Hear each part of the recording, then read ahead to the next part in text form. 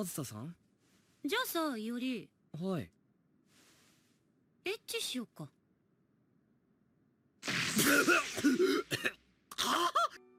本気でしたいって言うならいいけど。C'est clairement l'un des animés les plus débiles et les plus drôles que j'ai vus de toute ma vie. Avec cette petite intro, je suppose que j'étais clairement incité à aller voir cet animé, mais franchement, ça va bien au-delà de l'humour, parce que les expressions et les personnages sont totalement hilarantes. Alors j'avais déjà vu cet animé il y a 1 an ou 2 je pense, et puis puisqu'on est en confinement, je me suis dit bah tiens on va revisionner l'animé, et puis voilà je me suis dit je vais en parler, et en plus je continue en manga et c'est cool, c'est génial. L'animé a simplement 12 épisodes, et ces 12 épisodes, ils passent vite, ils passent clairement vite.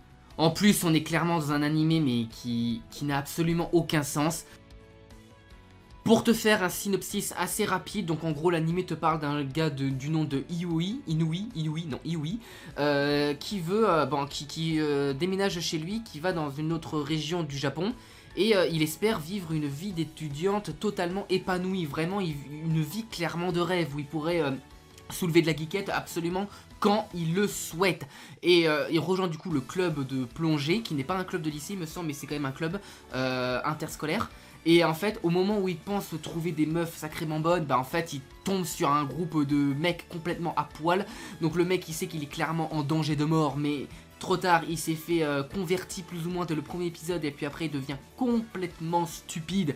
Un gars qui a littéralement été sucé de son intelligence. Parce qu'au début, quand tu le vois, t'as l'impression que le mec il est plus ou moins stable intellectuellement, mais après, ce mec, il est pire que l'âne dans Shrek. Mais après, finalement... mais il décide plus ou moins de rester quand il voit ces trois jeunes filles, parce que là après voilà il est complètement sorti de son truc, hein, même s'il se fait plus ou moins on va dire sucer le cerveau par les autres, mais bon ça plus ou moins c'est pas grave. Après quand tu vois un peu les personnages féminins de ce manga cet animé, tu te demandes pourquoi, enfin tu te doutes clairement plus on va dire. Mais après l'anime va bien au-delà de ça, parce que malgré que cet anime est complètement con, qui te fait rire mais en crever clairement, j'ai failli crever la dernière fois parce que j'ai regardé l'anime, j'étais en train de boire, j'ai failli m'étouffer tellement que j'étais en train de rire, parce que les expressions sont hilarantes. Je veux dire même entre potes c'est des sacrés fils de pute entre eux vraiment.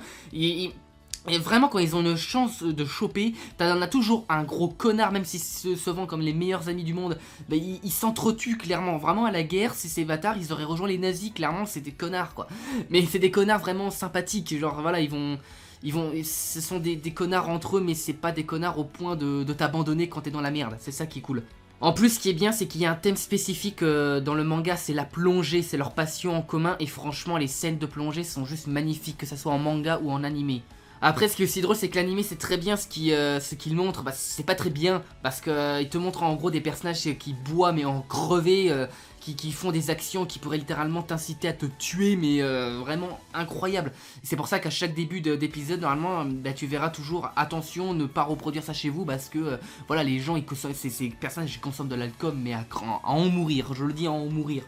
Alors après au niveau des personnages, t'as aussi une bonne brochette de gros cons en fait, je vais dire de connards mais c'est vraiment des cons. Je veux dire même au niveau des meufs, le mec il pensait vraiment pouvoir en jouer, mais ils sont tous spécifiques. Genre t'as Nananka qui est littéralement une ciscon, mais vraiment une ciscon qui est en adoration sur sa petite sœur. En gros, c'est le personnage qui se rapproche d'un être un peu plus normal dans la série, parce que voilà, c'est un peu la Mira Jane, pour ceux qui connaissent Fairy Tail, c'est un peu la Mira Jane du groupe, alors que voilà, hein, c'est une personne qui est vraiment en adoration sur sa petite sœur à tous les points. Tu as Asusa, la plus bonne du manga, mais qui elle, c'est une vipère gentille, attention, mais elle pourrait te faire des petits coups de petite salope, mais assez gentille bien entendu, hein, genre c'est pas pour te blesser, vraiment pour te taquiner, et c'est une sacrée alcoolique en plus. Et puis après tu as... Shisa qui elle qui est aussi assez normale comme personnage, mais qui elle peut te tuer, mais clairement dans la vraie vie alors elle serait déjà en prison pour meurtre, pour plusieurs choses, parce que elle te massacre à coups de batte de baseball ou de tronçonneuse, parce que tout ce qu'elle a sous la main. Mais voilà, elle est normale. Puis après t'as les autres personnages secondaires que tu vas aussi kiffer, parce que ils ont des expressions mais à en mourir. Sinon voilà, l'animé il n'y a pas grand chose, l'animé va pas te parler de trucs assez intéressant, mais c'est drôle, franchement c'est drôle, c'est c'est hilarant et puis franchement c'est un truc à regarder. Il y a 12 épisodes. Moi j'ai continué en manga, mais en manga c'est aussi une tuerie en manga. Bon l'anime, je trouve que l'anime est quand même mieux, mais le manga aussi il gère de ouf. Donc allez lire le manga et regardez l'anime, faites ce que vous voulez, mais il faut que vous regardiez Grand Blue parce que c'est cool.